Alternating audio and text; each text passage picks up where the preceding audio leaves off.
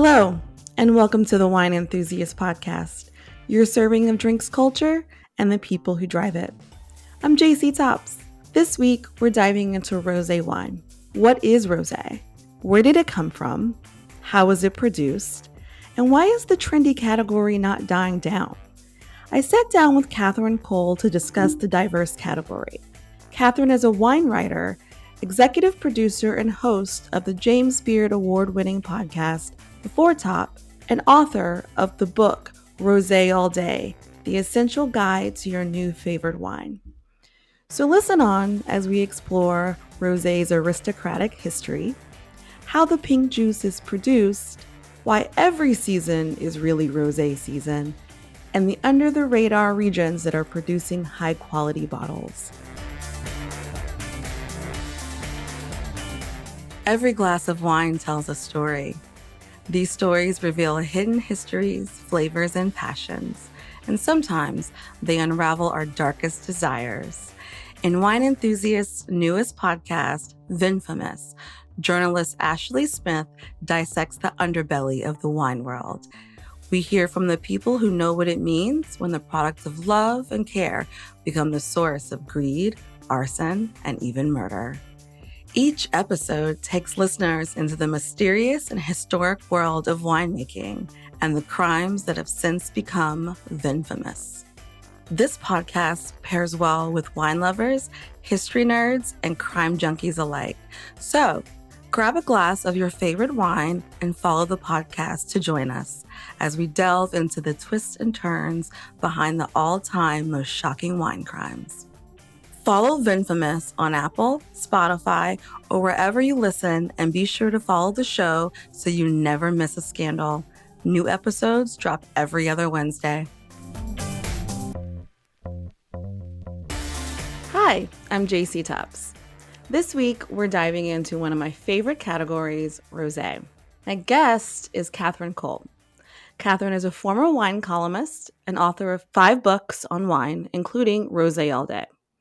She's also the creator, executive producer, and host of The Four Top, a podcast that has won both a James Beard and an IACP award. Welcome, Katherine. I'm so happy to have you today.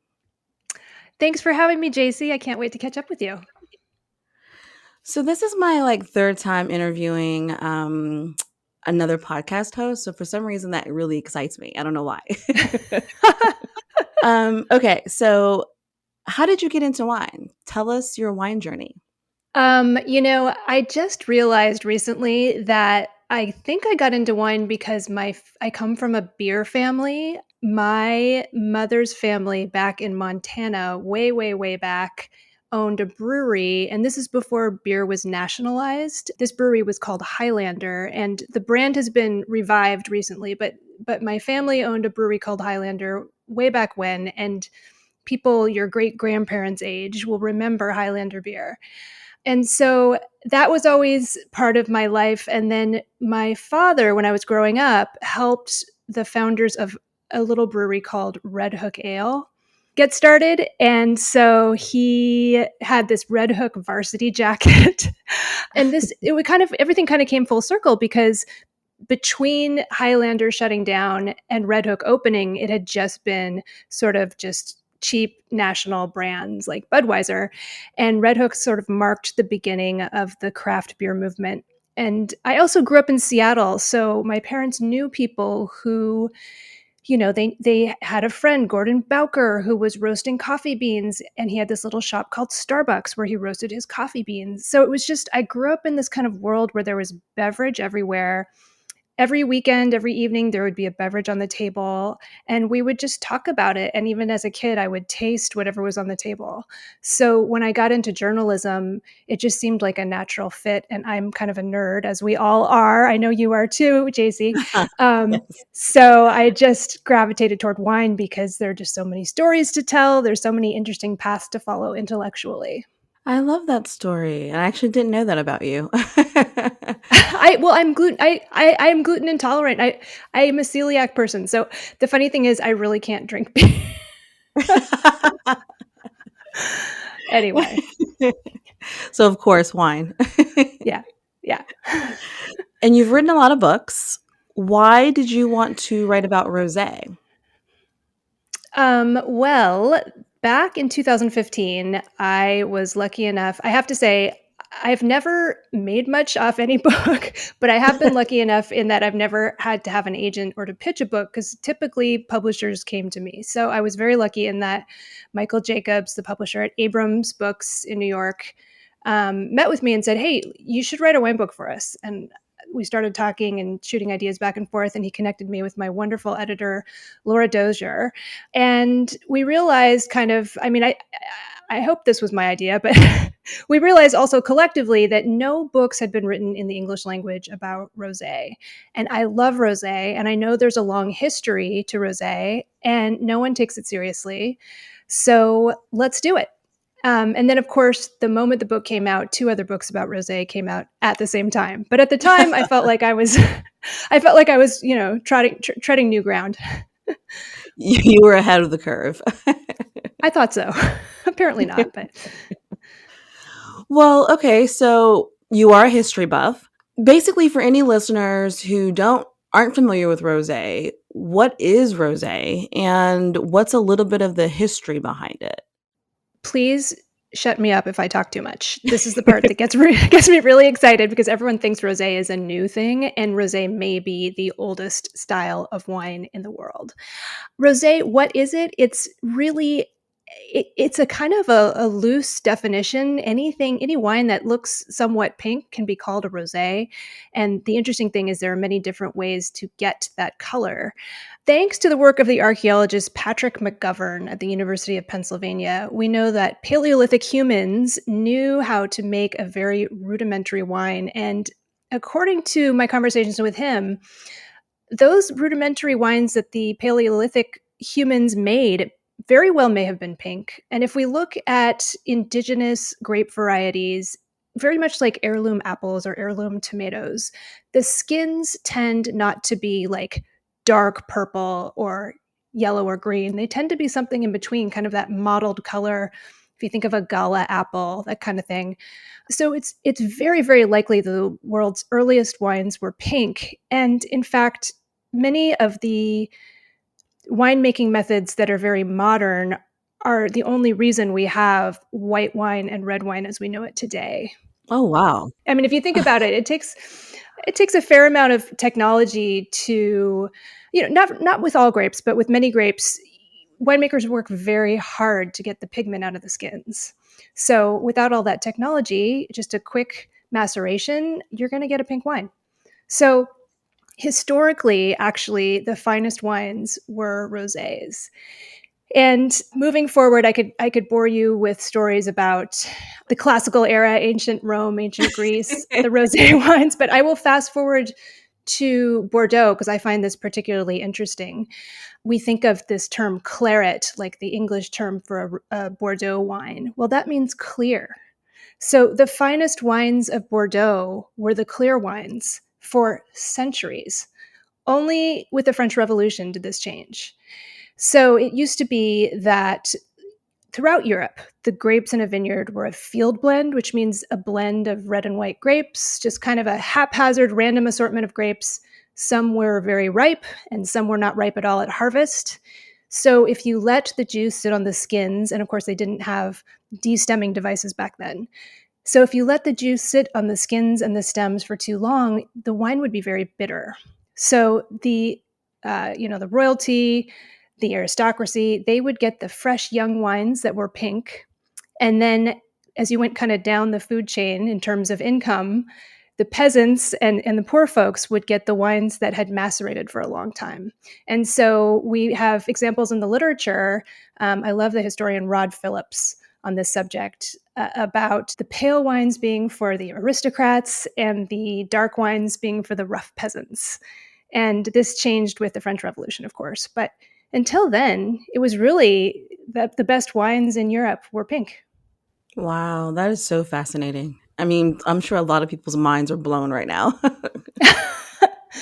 Yeah, I mean, like so in Tavel, Tavel is one of the kind of famous rosé focused appellations. It's in the Côte d'Rône. And I'm trying to remember which king it was. I think it was Louis XV who issued a royal edict in 1737. And he said only the wines of Tavel could stamp CDR, meaning Côte de Rhône, on their labels because Tavel made these beautiful pink wines. And he said the whites and reds from the rest of the Côte de Rhône were just not as good as the pinks of Tavel.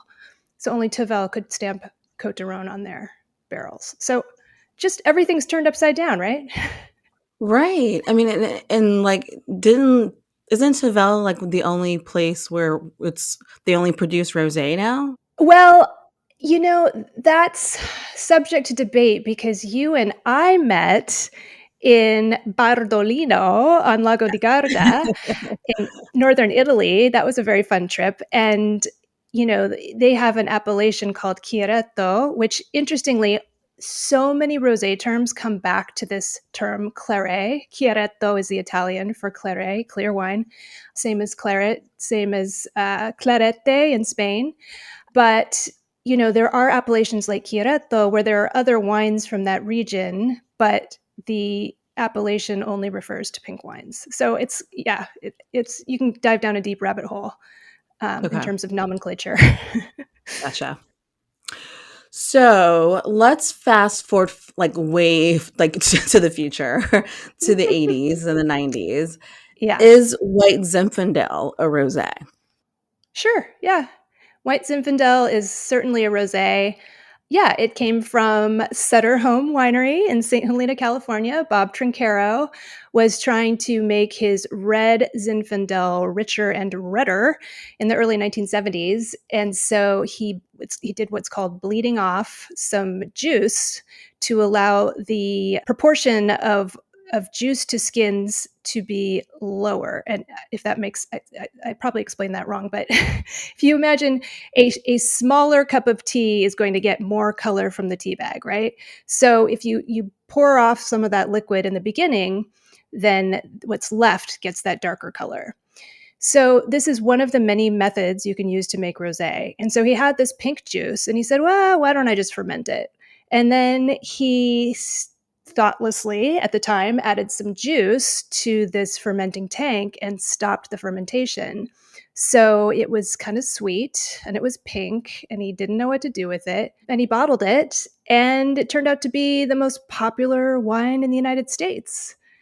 Yeah, because I feel like this was the introduction to rosé as far as the United States. Is that safe to say? Yeah. Yeah, I mean, it was around there during World War II and after World War II. There were these two Portuguese wines that were very popular, also a little bit sweet and kind of silly, Lancers and Mateus, both from Portugal. So yeah, rosé was very, very popular, but it got to be too popular, and it wasn't made in an intentional way. It was made in a way to be just kind of mass produced, and a lot of people enjoyed it. But because first there was Lancers and Mateus, and then Sutter Home White Zin, an American audience thought, oh, rosé is cheap, rosé is not a good wine. When in fact, historically, there are these amazing rosé wines that are long lived and have fascinating stories. And we just kind of had this cultural issue where we didn't get it. I also want to add, when I was a little kid, there were these commercials on TV for Riuniti, which was a type of Lambrusco from Italy. There was definitely a very popular pink version, and it was Riuniti on ice. So nice was the advertisement. I remember And that. We actually have a piece about that in our next issue from Wine okay. Enthusiast. Yeah, I love YouTube because those old advertisements just live on. So yeah, that's what Americans thought. Oh, pink wine, Riuniti, Mateus, Lancers, and Sutter Home White Zin. Oh, I don't like pink wine, but we just didn't have the full story. Right, definitely. So let's talk about styles. You mentioned the Saunier method, right, which is the bleeding method. Hmm. Um, and there's another method, I feel like a lot of people aren't familiar with as well. That's the gentle press? Yeah. So this is used one of the first things we all learn when we become wine enthusiasts is that champagne is actually made from mostly from black grapes, Pinot Noir, and it's just the juice. The grapes are pressed very, very gently or not at all. The flesh of most grapes is pale, is white. So you can take a red grape and you can make a white wine or you can make a pink wine. And so one of the styles for grapes with more pigment, one of the styles is to just use the free run juice, which means you don't even press the grapes at all. You just let them sit in the press and juice starts to flow out just from gravity and the weight of the grapes. And I love it in Italy and Spain. They call it wine from tears. Like in Spain, they call it vino de lagrima. It's like, oh my Oh, gosh, that's sweet. it just sounds like a poem or a song. Right. Anyway. But yeah, so that's one way to do it. That's where in Provence and some of these better known regions, typically it's a gentle press, a first press, a free run juice that becomes rosé. And then in regions like the Willamette Valley, where I'm from, we're starting to do more of that, but really traditionally our rosés were saignée, which is that method I mentioned earlier, because here in the Willamette Valley, we often have trouble getting our Pinot Noir to be dark enough because we have kind of cold growing seasons, and Pinot Noir is a thin-skinned grape. So we often get saignés here. And in Provence, where rosé is a big deal, a saignée rosé is a no-no. But here, it's okay because it's what we're dealing with. So.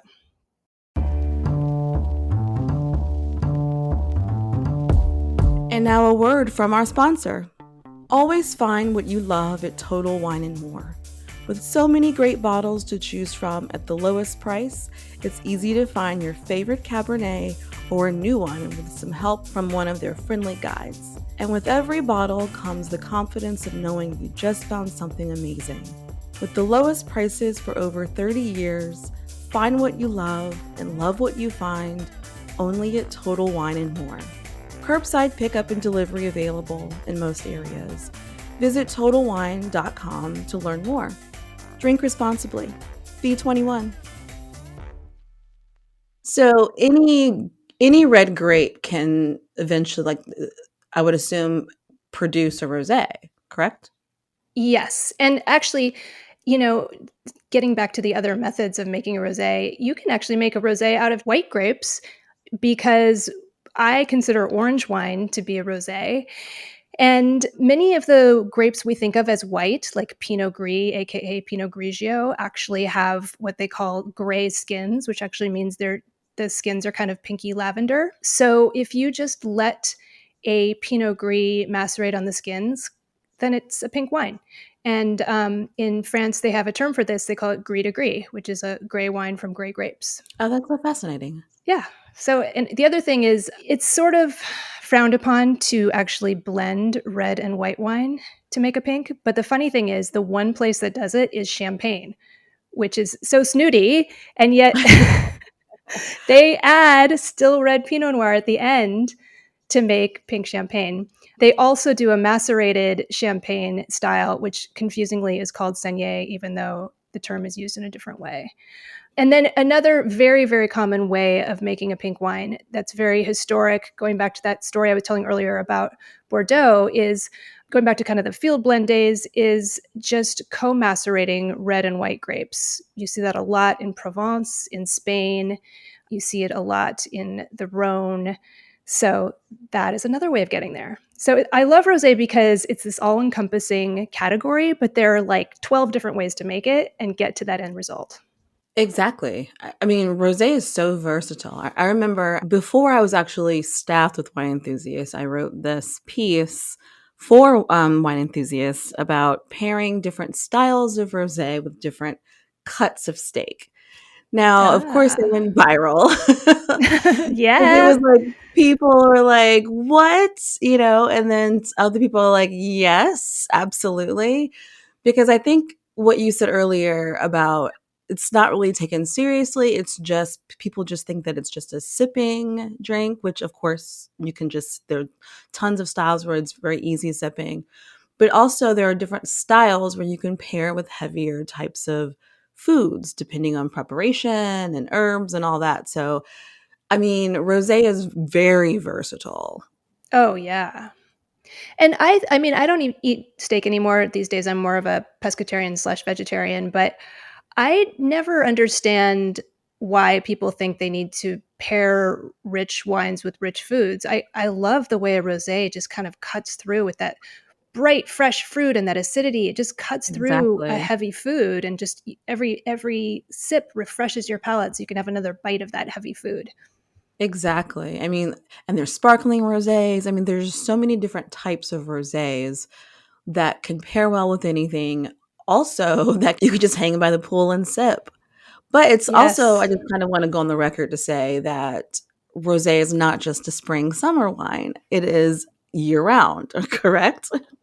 Oh, absolutely. In fact, it's too bad we're not on video right now because I brought up some examples. I have 2009 Lopez de Heredia Rioja Rosé, and I believe 2009 is the current vintage of this wine. This is a long lived wine that you definitely would want to drink in the winter. I have a Chateau Simon from Palette, which is a little mini appellation of its own in Provence. Similar, just this is a wine that you could drink in the depth of winter by a roaring fire. And same thing for Clos Cibon, the Tiborin, Clou Classé. This is a historic indigenous grape variety. It's a wonderful wine that has kind of sherried notes due to some interesting kind of oxidative winemaking and some wonderful yeast that grows on the top of the casks. They call it florette. So, yeah, these are really, really complex wines. They can stay in your cellar for decades and still be delicious and get better and better over time. And you can enjoy them all year round for sure. And in fact, I'd rather drink them than most red wines these days. I hate to admit it, but I am that person who gets headaches from red wine. I did not think it was possible, and now I'm that person. So I'm so glad that I am a rosé lover because I still Yeah. get my tannic fix a little bit of it anyway. Well, I'm glad you brought up a bunch of different styles of rosé because I want to talk about basically under the radar regions. You know, like obviously we all love Provence, and I love Provence. I was just named in the new reviewer for Provence for wine enthusiasts, so I will be Ooh, drinking lots of exciting. rosé, and I'm excited about that. But there are rosés from so many other winemaking regions, and I kind of want to talk about those. What are your favorites? Yeah, and I hate to do this, but I feel like when people ask me about rosé and how they want to explore rosé, I usually steer them away from Provence because it has been so I mean, almost to its own detriment, it has gotten too popular and it's kind of become commercialized and the prices have gone up. And the other thing that's sort of irritating to me as someone who supports sustainability initiatives is the bottles have gotten bigger and bigger and heavier as it's become more of kind of a prestige wine. And so, and it's just become, you know, they're always amazing, beautiful wines from Provence, but I do find overall from Provence to be a little less interesting because they've gotten a little too much attention. So I definitely steer people toward other regions. There are so many wonderful historic rosé styles in Europe to explore. Famously from Switzerland, there's an appellation called Neuchâtel that's known for its Œil de Perdrix, and that's spelled Perdrix, and that's Eye of the Partridge. And in fact, there are many, many historic rosé styles that are either called Eye of the Partridge or Eye of the Rooster, which is kind of crazy. And the funny thing is, there can be two different colors because as I was researching the book, I started looking at partridge eyes and rooster eyes, and they tend to have like dark pink eyelids and kind of golden pink eyes. And so you hear this term or you see this term in different countries and different regions used in different ways. But that's a really fun one. Let me think. There, you know, throughout the Loire Valley and Burgundy, you find all sorts of interesting rosés. Gosh, Italy has so many wonderful historic rosés. Abruzzo has a style called Cersuolo, and it is the Montepulciano grape, only it's kind of the fresh young version. And there's a famous producer, Valentini, that makes one that, you know, you have to kind of basically win the lottery to be able to taste. But Right. yeah, there are just so many interesting ones. And we were talking about in Bardolino. Yes. Oh, I love those. I love those chirettos from or chiretti, I guess we should say, from Bardolino. And then also there's a different style of chiretto from the other side of Lago di Garda, and they also use that term, and that's from the Lombardy side, not the Veneto side. So it's just really fun to kind of dig deep. Honestly, I think you can dig deep into any historic European wine region and find an interesting rosé. Let's see. Oh, one of my favorites for a long time was Domaine de Roilly. It's just a Pinot Gris that's fermented on the skins. And this is from the Eastern Loire. But yeah, also other parts of the world. I know there are really interesting rosés coming out of Chile. One that's really, really fun is Miguel Torres has done Oh, a I wonderful think I've had. Do you know the sparkling wine Estelado? Yeah. Yes. Yes. Yes.